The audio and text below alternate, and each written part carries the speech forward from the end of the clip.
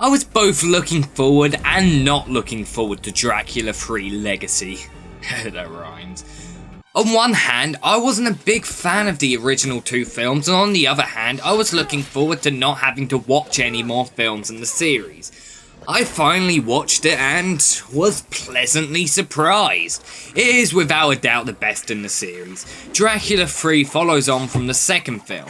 In the second film, one of the characters called Elizabeth is infected and runs off with Dracula. In this film, the character who loved Elizabeth called Luke is trying to find her and stop Dracula with the help of Father Uffizi, I think that's how you pronounce it, the vampire hunter from the second film. They meet a TV presenter called Julia who falls in love with Father Uffizi. These three people are pretty much the focus of the entire film, and that's what makes it work. The previous two films focused on making the film fast and all about mythology and shit we don't care about.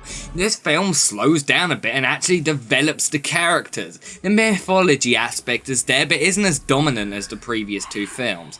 The acting is a massive improvement. Apart from a really bad cheesy performance from Jason Scott Lee, pretty much everyone tries hard. The film's actually shot really well, which was a huge flaw in the previous two films. The first two films just looked awful. They looked cheap, tacky, and at times were pretty fucking ugly.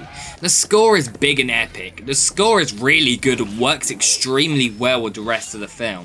The film isn't really scary, and neither were the previous two films, but it has a lot of atmosphere and mood that really works pretty well.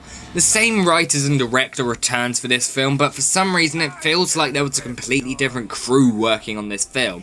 It felt a lot less lazy and more inspired. You can tell throughout the film there's a lot of influence from some of the old Hammer Dracula movies.